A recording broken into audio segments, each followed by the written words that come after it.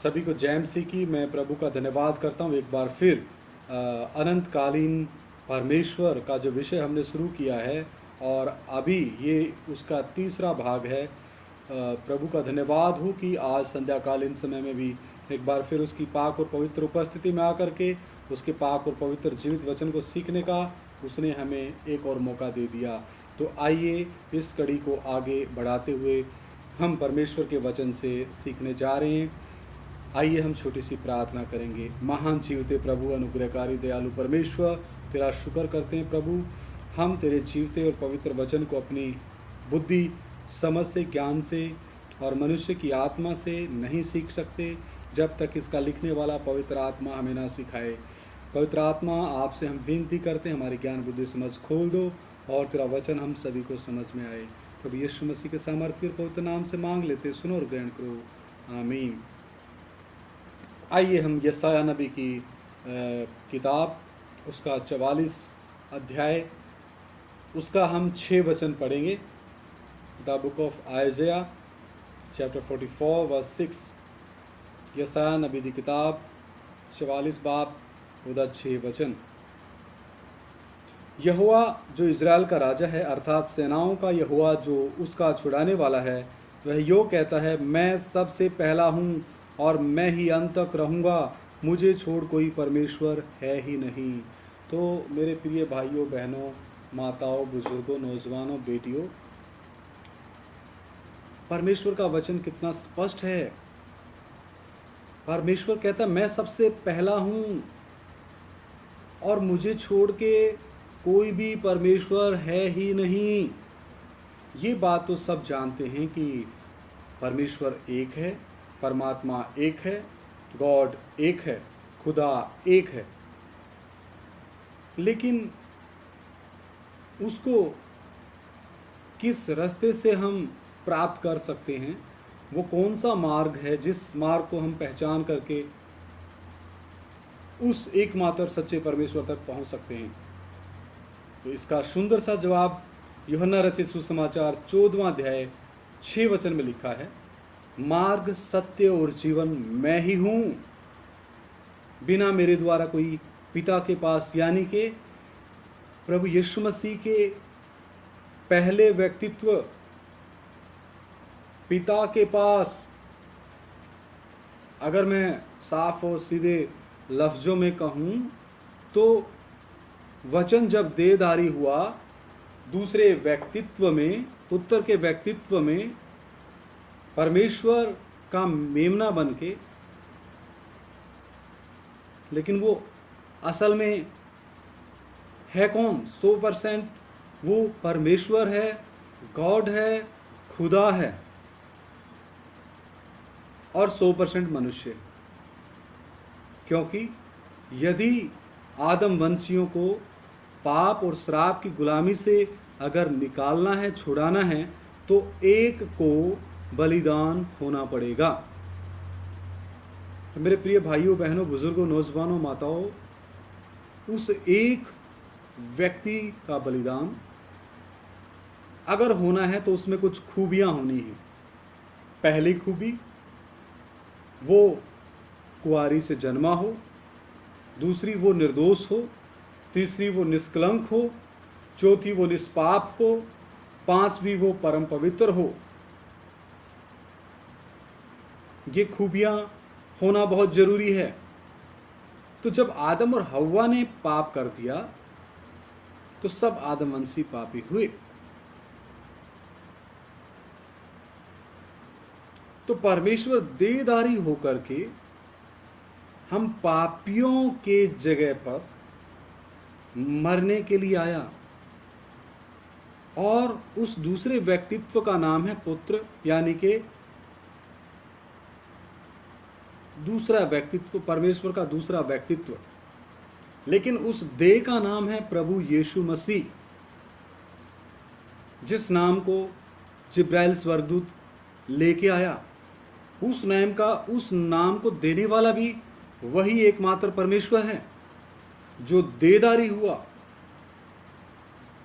परमेश्वर का मेमना बना।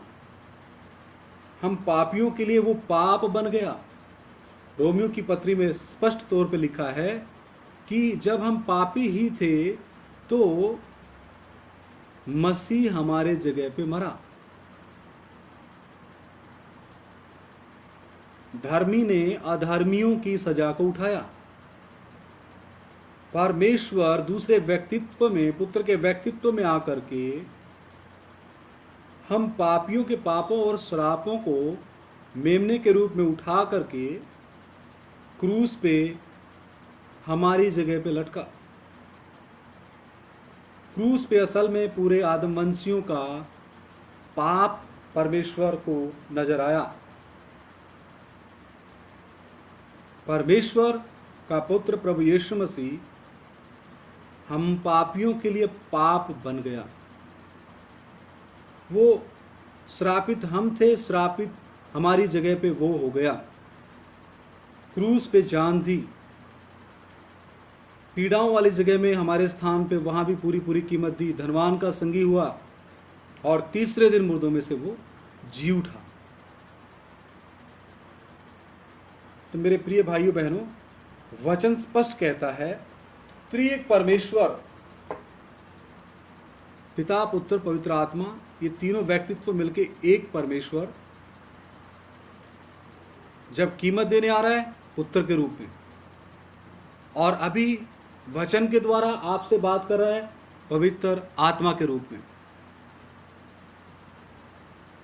तो इसको समझना बहुत निहायत ही जरूरी है। एक बार फिर मैं इस वचन को पढ़ना चाहूंगा। मैं सबसे पहला हूं और मैं ही अंत तक रहूंगा, मुझे छोड़ कोई परमेश्वर है ही नहीं।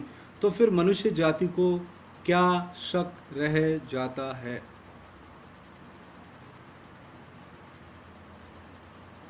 इसमें कोई शक नहीं, इसमें कोई भेद की बात नहीं। ये ऐसा कोई श्लोक नहीं, ऐसा कोई मंत्र नहीं जिसको समझ ना सके, या ऐसी कोई भाषा में नहीं लिखा गया जिसमें हमें समझ में ना आए। हमें परमेश्वर ने, मैं प्रभु का धन्यवाद करता हूँ, हमारी ही भाषा में अपनी आवाज़ को लिख करके दे दिया ताकि हम उसकी मर्जी को अपने जीवन में पूरा कर सकें। आइए हम एक वचन और देखते हैं। यशायाह नबी 44 अध्याय उसका 24 वचन। यहोवा तेरा उद्धारकर्ता जो तुझे गर्भ ही से बनाता आया है, यूँ कहता है, मैं यहोवा ही सबका बनाने वाला हूँ। यहाँ वचन बिल्कुल स्पष्ट कहता है कि मैं यहोवा परमेश्वर ही सब आत्माओं का बनाने वाला हूँ, जिसने अकेले ही आकाश को ताना और पृथ्वी को अपनी ही शक्ति से फैलाया। अपनी ही शक्ति से किसको फैलाया? पूरी पृथ्वी को। आकाश को परमेश्वर ने तान रखा है। वो आकाश गणों को भी आज्ञा देता है, वो भी वचन हम पढ़ते हैं। यशायाह नबी की किताब 40 अध्याय उसका 22, 23, 25, 26 वचन में पढ़ूंगा। यशायाह 40 अध्याय 22। यह वह है, यानी कि परमेश्वर, जो पृथ्वी के घेरे के ऊपर आकाश मंडल पर विराजमान है और पृथ्वी के रहने वाले टिड्डी के तुल्य हैं। कैसे हैं? पृथ्वी पर रहने वाले टिड्डी के तुल्य। तो हमें फिर किस चीज़ का घमंड है? तो हमें फिर किसी चीज़ का अहंकार, मान, मर्यादा कुछ नहीं होना चाहिए। ना सुंदरता का घमंड, ना धन का घमंड, ना तन का घमंड, ना मन का घमंड, ना नौकरी का, ना पदवी का, ना बड़े घर का, ना अच्छी गाड़ी का, ना सुंदर बीवी का, ना बुद्धिमान बच्चों का, ना अच्छे खानदान का, ना हमारे संसार के साथ अच्छे रिश्तों का, ना हमारे ऊंचे बड़े लोगों के साथ जान पहचान का। बाल मानिंद भी कोई घमंड नहीं होना चाहिए, क्योंकि हमारी औकात परमेश्वर की दृष्टि में क्या है? एक टिड्डी के समान है। जो आकाश को मलमल के समान फैलाता, आकाश को फैलाने वाला कौन है? यही एकमात्र परमेश्वर है। और ऐसा तान देता है जैसे रहने के लिए तंबू ताना जाता है, जो बड़े बड़े हाकिमों को तुच्छ कर देता है और पृथ्वी के अधिकारियों को सुनने के समान कर देता है। वचन कहता है बड़े बड़े अधिकारियों को 1 सेकंड लगती है, वो उनके दिमाग को मूर्ख बना देता है, उनको तुच्छ कर देता है, उनकी जो सोच विचार की क्षमता को ख़त्म कर देता है। इस वचन में लिखा है नबूकदनेस्सर राजा के बारे में कि उस घटना का वर्णन इसमें है कि नबूकदनेस्सर राजा के बारे में परमेश्वर ने क्या भविष्यवाणी की थी और वैसा ही उसके जीवन में हुआ। 25-26। इसलिए तुम मुझे किसके समान बताओगे कि मैं उसके तुल्य ठहरूं? उस पवित्र का यही वचन है, अपनी आंखें ऊपर उठाकर देखो, किसने इनको सृजा? वह इन गणों को यानी कि आकाश गंगाओं को, सितारों को गिन गिन कर निकालता, उन सबको नाम ले लेकर बुलाता है। वह ऐसा सामर्थी और अत्यंत बली है कि उनमें से कोई बिना आए नहीं रहता। हे मेरे प्रिय भाइयों, बहनों, बुजुर्गों, नौजवानों, माताओं, बेटियों, जब आकाश गंगाएं परमेश्वर का वचन मानती हैं, जब एक एक तारा, एक एक ग्रह, एक एक नक्षत्र, एक एक राशि, एक एक आकाश गंगाओं का इलाका, एक एक सृष्टि की वस्तु, पेड़ पौधे, पशु, जानवर, सब परमेश्वर का कहना मानते, लेकिन परमेश्वर के स्वरूप और समानता में बनाई ये मनुष्य जाति ये परमेश्वर का कहना नहीं मानती। यशायाह नबी पहला अध्याय, एक वचन और पढ़ के हम प्रार्थना करेंगे। यशायाह नबी पहला अध्याय, यशायाह नबी की किताब पहला अध्याय 2 वचन 2, 3, 4, 5 और 6 वचन में पढ़ना चाहूँगा। हे स्वर्ग सुन और हे पृथ्वी कान लगा, क्योंकि यहोवा कहता है, मैंने बाल बच्चों का पालन पोषण किया और उनको बढ़ाया भी, परंतु उन्होंने मुझसे बलवा किया। ये मनुष्य जाति परमेश्वर से बलवा करने वाली बन चुकी है, आज से नहीं, पहले से ही। बैल तो अपने मालिक को और गधा अपने स्वामी की चरनी को पहचानता है, परंतु इज़राइल मुझे नहीं जानता, मेरी प्रजा विचार नहीं करती। हाय, यह जाति पाप से कैसी भरी है। तो आप चारों तरफ दृष्टि उठा के देख सकते हैं कि कैसे पृथ्वी के ऊपर दिन प्रतिदिन पाप की बढ़ोतरी होती जा रही है। यह समाज अधर्म से कैसा लदा हुआ है, धार्मिकता के स्थान पर अधार्मिकता स्थान लेती जा रही है। इस वंश के लोग कैसे कुकर्मी हैं, सुकर्मी होने की बजाय कुकर्मीपन लोगों में दिन प्रतिदिन बढ़ता जा रहा है।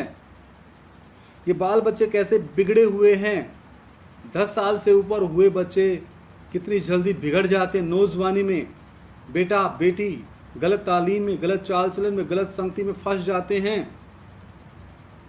क्यों? क्योंकि अपने कर्ता को भूल गए, अपने परमेश्वर को समान नहीं रखा। आगे लिखा है, उन्होंने यहोवा को छोड़ दिया, उनके बनाने वाले को, आत्माओं के पिता को छोड़ दिया। उन्होंने इज़राइल के पवित्र को तुच्छ जाना है, वे पराये बनकर दूर हो गए हैं। 5 और 6 वचन ही पढ़े, तुम बलवा कर करके क्यों अधिक मार खाना चाहते हो? प्रभु कहता है, हे मनुष्य जाति, तुम बलवा कर करके अधिक मार खाओगे, बचोगे नहीं। अंत में न्याय किसने करना है? आत्माओं के पिता ने। न्याय करने का अधिकार पुत्र को दिया गया है। मत्ती 28 अध्याय 18 वचन में क्या लिखा है? स्वर्ग और पृथ्वी का सारा अधिकार मुझे दिया गया। तो हमने डरते कांपते हुए अपने मुक्ति के काम को पूरा करना है। तुम बलवा कर करके क्यों अधिक मार खाना चाहते हो? तुम्हारा सिर घावों से भर गया, यानी कि हमारे सिर में जो परमेश्वर का वचन होना चाहिए, फालतू दुनियावी बातें और संसारिक बातें और इस संसार से संबंध रखने वाली बातों ने घर बना के रखा है। अंडे दे रखे हैं, परजीवी पैदा हो रखे हैं, गलत विचारों के, गलत सोच के। इन अंडों को, इन परजीवियों को वचन की तलवार से काटना है और अपने आत्मा, प्राण, शरीर को, दिमाग को, विचारों को प्रभु यीशु मसीह के पाक और पवित्र लहू से धोके शुद्ध करना है। हालेलुया। पांव से सिर तक कहीं भी कुछ आरोग्यता नहीं, केवल चोट और कोड़े की मार के चिन्ह और सड़े हुए घाव हैं, जो ना दबाए गए, ना बांधे गए, ना तेल लगाकर नरमाए गए हैं। तो मेरे प्रिय भाइयों बहनों, किसी के अगर फोड़े हो जाते हैं तो जब तक वो पके ना और पकने के बाद उनको कोई दबा करके उनकी पस ना निकाले तो मरीज को चैन नहीं आता। तो हमारे दिमाग में, हमारे हृदय में गंदगी की पस भरी हुई है, गंदे विचारों की पस भरी हुई है, आत्मा में भी मलिनता है और शरीर में भी मलिनता है, क्योंकि हमने इस परमेश्वर की आवाज़ को सुनना बंद कर दिया, पढ़ना बंद कर दिया, मनन करना बंद कर दिया।